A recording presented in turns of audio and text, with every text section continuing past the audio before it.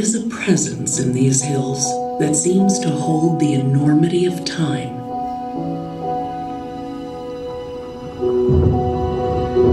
Earth and water, wind and fire, life. These are the fundamental elements that shaped North America's vast grasslands, including the tall grass prairie, now nearly gone. The largest remaining swath is on these hills of Kansas and northern Oklahoma, the Flint Hills, where the tall grass prairie holds the ancient secrets of its birth.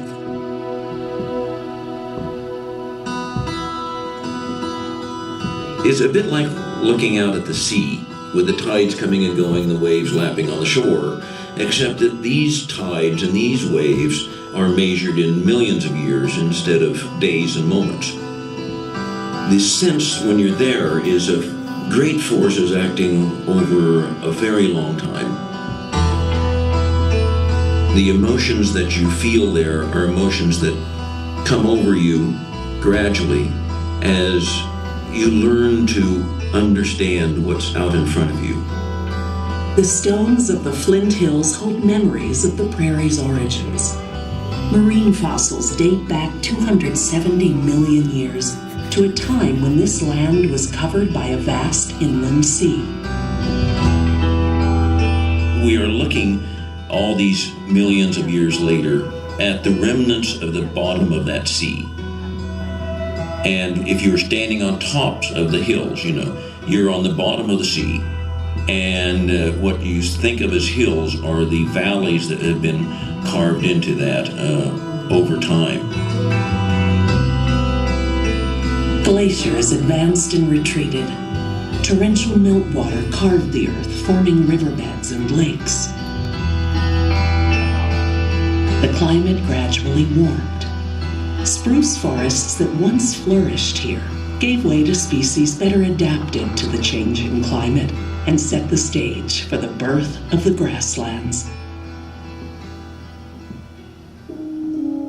Grass.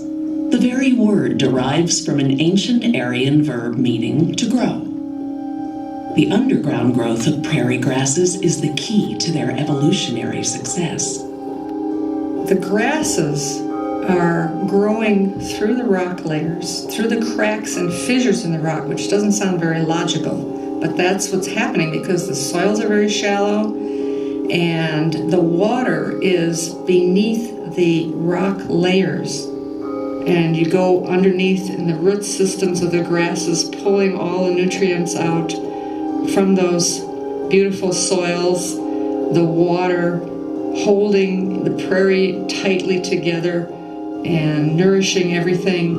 It's a whole layer cake of different substrates, from air to soil to water, and all the plants and animals in between that are tied together in this ecosystem.